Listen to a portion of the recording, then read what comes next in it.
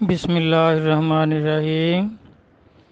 آج کسی بھائی صاحب نے صوفی صاحب نے یہ سوال بھیجا ہے کہ بیت کا مقصد تو ہے نور ایمان حاصل کرنا، تو اب نور ایمان کی پہچان کیا ہے؟ کیسے پتہ چلے کہ ہم نے بیت کی ہے تو اب نور ایمان مل گیا ہے ہمیں؟ اس کو کس طرح ہم پہچانیں گے یا اس کی پرکھ کیسے کریں گے؟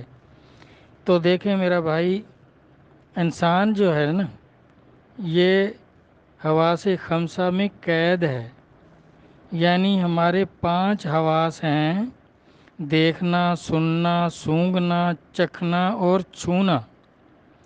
جو چیزیں ان کے اندر آ سکتی ہیں انہیں ہم محسوس کر سکتے ہیں، اور جو چیزیں ان سے باہر ہیں وہ ہمیں محسوس نہیں ہوتی۔ مثلا رنگوں کو دیکھ کر پہچانتے ہیں، آواز سن کر پتہ چلتا ہے، کان بتاتے ہیں۔ تو اس طرح خوشبو یا بدبو جو ہے یہ ناک بتاتی ہے، سونگھ کر پتہ چلتا ہے، اور ذائقہ جو ہے یہ زبان سے پتہ چلتا ہے، چکھنے سے پتہ چلتا ہے، اور بجلی وغیرہ جو نظر نہیں آتی، وہ باقی 4 حواسوں میں نہیں آتی، تو یہ چھو کر ہم محسوس کر لیتے ہیں۔ تو کچھ چیزیں ایسی ہیں جو ان 5 حواس جو ہیں ان سے باہر ہے، ان 5 حواسوں سے باہر ہے، اس کو ہم کسی طرح محسوس نہیں کر سکتے۔ جس طرح فرشتے ہیں، روح ہے، اللہ کی ذات ہے، تو یہ ہمارے ان 5 حواسوں سے باہر ہیں۔ جیسے فرشتے کرامن کاتبین ہر وقت ہمارے کندھوں پہ رہتے ہیں، لیکن ہم کبھی محسوس نہیں کرتے اس کو۔ اللہ ہماری شارک سے قریب ہیں، زمین و آسمانوں کا نور ہے، ہر جگہ موجود ہے، ہم اسی میں چلتے پھرتے ہیں، اسی میں سوتے جاگتے ہیں، یہ ہمیں کبھی محسوس نہیں ہوتے اللہ کی ذات۔ تو اس طرح جن چیزوں کو ہم محسوس کر سکتے ہیں ان اپنے 5 حواسوں سے، تو انہیں کثیف چیزیں کہتے ہیں، اور جو ان 5 حواسوں سے باہر ہیں انہیں لطیف چیزیں کہتے ہیں، کہ وہ لطیف ہیں، وہ ہمارے 5 حواسوں میں نہیں آتے۔ تو یہ لطیف چیزیں جو جب خود اپنا اظہار کریں تو ہم محسوس کر لیتے ہیں، اپنے اختیار سے ان چیزوں کو محسوس نہیں کر سکتے۔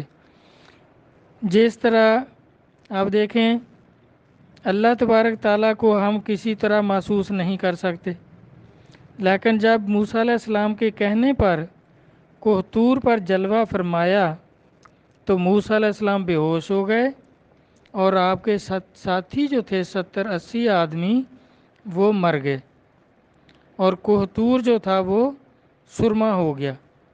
سورۃ بقر پہلا ہی سپارہ اللہ تعالیٰ فرماتے ہیں، میں نے دوبارہ ان کو زندہ کیا تاکہ میرا دیکھنا یاد رکھیں اور قوم کو بتائیں کہ اللہ ہے۔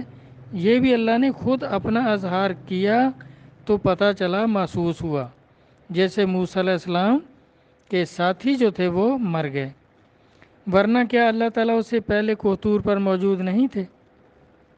اللہ تعالیٰ ہر جگہ ہر وقت موجود اور قائم ہیں، لیکن پہلے وہ آدمی محسوس نہ کر سکے، جب اللہ نے خود محسوس کرایا تو برداشت نہ کر سکے۔ اسی طرح حضرت رسول کریم صلی اللہ علیہ وآلہ وسلم پر غار حرا میں جب پہلی وحی آئی تو آپ دیکھیں، جبرائیل علیہ السلام نے فرمایا کہ پڑھو اقرا، یہ سورۃ اقرا سب سے پہلی وحی ہے، تو آپ نے فرمایا میں پڑھا ہوا نہیں ہوں، تو جبرائیل علیہ السلام نے آپ کو دبایا، ساتھ بغل گیر کر کے آپ کو ایسے دبایا اور پھر کہا پڑھو، تو آپ نے وہ پڑھ لیا، اقرا بسم ربک الذی خلق۔ تو اس طرح پھر کیا ہوا، وہ فرشتہ چلا گیا، لیکن آپ کا جسم کانپ رہا تھا، بالکل آپ پر وہ ایک کیفیت طاری ہو گئی جو آپ کی برداشت سے باہر تھی، تو آپ گھر تشریف لے آئے، تو وہی کیا تھی؟ اللہ کا قرآن۔ قرآن اللہ کا نور ہے، نور ایمان وہ بھی اللہ کا نور ہے، ذات نور ہے، کلمہ نور ہے۔ اللہ نور السماوات والارض، اللہ زمین و آسمانوں کا نور ہے۔ حضرت عمر رضی اللہ عنہ کا فرمان پاک ہے کہ قرآن پاک کو کالے کالے حرف نہ سمجھو، قرآن اللہ کا نور ہے۔ جب یہ نور نبی علیہ الصلوۃ والسلام پر نازل ہوتا تو آپ پر جو کیفیت طاری ہوتی وہ کیا تھی؟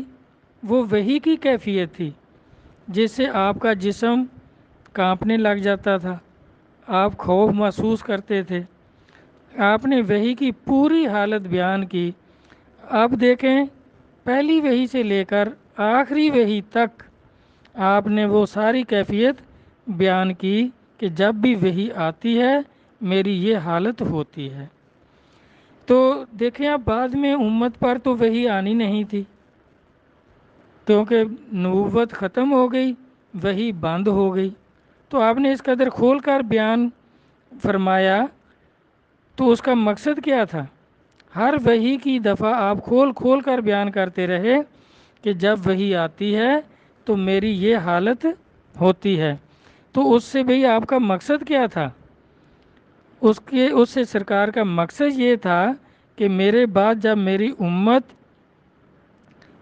امت کے بزرگوں سے نور ایمان حاصل کرنے کے لیے بیعت کرے گی تو ان کی بھی یہی حالت اور کیفیت ہو جو میری وحی کے دوران ہوتی ہے۔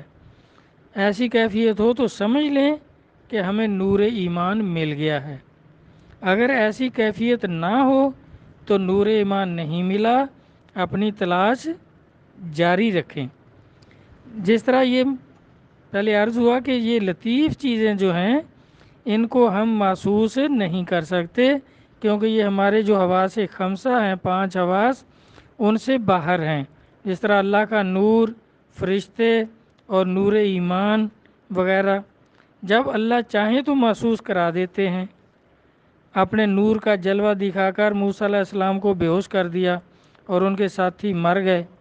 نبی علیہ الصلوۃ والسلام پر اپنے نور کا اظہار کیا تو سرکار کو محسوس ہوا۔ اسی طرح نور ایمان کو بھی ہم اپنے اختیار سے محسوس نہیں کر سکتے، کیونکہ وہ لطیف چیز ہے اور ہمارے 5 حواسوں سے باہر ہے۔ قرآن پاک نور ہے، اللہ تعالیٰ نے نازل فرمایا تو نبی پاک کی ذات پاک کو کس قدر محسوس ہوا کہ 1-2 آیات آتی تھیں تو سرکار کے جسم پہ لرزہ طاری ہو جاتا تھا، آپ لیٹ جاتے تھے۔ وحی کی جو کیفیت ہے وحی کے باب میں پڑھ کر دیکھیں کہ آپ اگر سواری پہ ہوتے تو اتر جاتے تھے، کھڑے ہوتے تو بیٹھ جاتے تھے، بیٹھے ہوتے تو لیٹ جاتے تھے۔ اور پہلی وحی کی دفعہ تو آپ گھر تشریف لائے تو ام المومنین سے فرمایا کہ کمبل اڑا دو، تو جب وہ حالت صحیح ہوئی تو آپ ورقہ بن نوفل کے پاس لے کر گئیں ام المومنین اماں خدیجۃ الکبریٰ، تو انہوں نے کہا گھبرانے کی کوئی بات نہیں، آپ اللہ کے نبی ہیں، آپ پر یہ وحی آئی ہے۔ پہلے نبیوں پر موسیٰ علیہ السلام اور عیسیٰ علیہ السلام پر بھی اسی طرح وحی آتی تھی، تو وحی اس طرح محسوس ہوتی تھی۔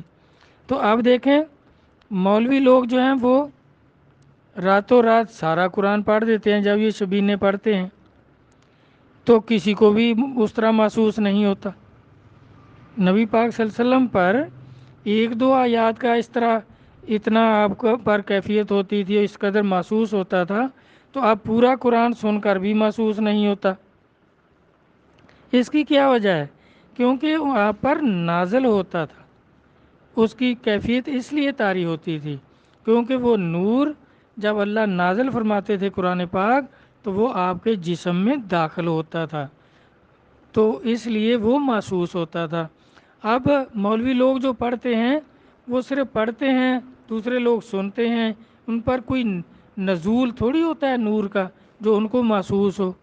اسی طرح جب کوئی بھی شخص آدمی پیر و مرشد سے بیعت کرے، اگر مرشد کامل ہے تو وہ اپنی آئینی توجہ سے نور ایمان جب مرید کے سینے میں داخل کرے گا تو مرید کو اسی طرح محسوس ہوگا جس طرح نبی علیہ الصلوۃ والسلام کو وہی محسوس ہوتی تھی۔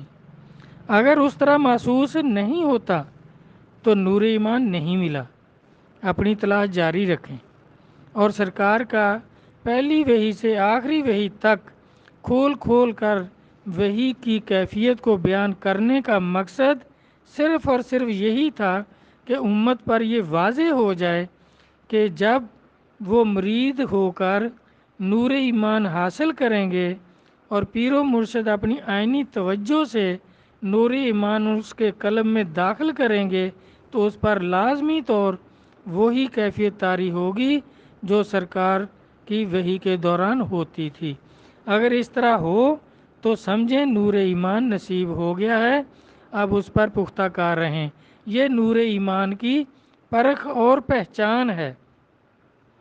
اگر آدمی مرید ہوا اور پیر و مرشد نے توجہ دی، سب کچھ کیا، ذکر فکر بتایا اور آدمی کو مرید کو محسوس ہی نہیں ہوا کچھ بھی، بالکل محسوس نہیں ہوا جسم میں کچھ بھی، تو پھر سمجھیں کچھ بھی نصیب نہیں ہوا۔ اپنی تلاش جاری رکھیں۔ اگر نور ایمان وہ عطا فرمائیں گے، مرشد کامل ہوں گے جب اپنی توجہ سے نور ایمان مرید کے قلب میں داخل کریں گے تو بالکل اس پر وہ کیفیت ہوگی جو سرکار پر وحی کے دوران ہوتی تھی۔ جس طرح صحابہ کرام کا بھی ہے کہ آپ صحابہ کرام اس انتظار میں رہتے تھے کہ کبھی ہمارے سامنے وحی آئے تو ہم بھی دیکھیں سرکار پر کیا کیفیت طاری ہوتی ہے، تو وہ اس طرح وہ کیفیت ہر دفعہ طاری ہوتی تھی۔ اس طرح آپ کا بیان کرنے کا مقصد صرف یہ تھا کہ امت کو یہ بات واضح ہو جائے کہ جب وہ بھی میرے بعد میری امت کے ولیوں سے نور ایمان حاصل کریں گے، بیعت کرنے کے بعد ان کو اسی طرح محسوس ہوگا جس طرح مجھے وہی محسوس ہوتی ہے۔ یہ ہے نور ایمان کی پرکھ اور پہچان۔ اگر اس طرح نہیں ہوا تو بالکل نصیب نہیں ہوا۔ اپنی تلاش جاری رکھیں۔ اللہ تبارک تعالیٰ اولیاء کرام کے فرمانات کو سمجھنے کی توفیق عطا فرمائے۔ آمین۔ اللہ حافظ۔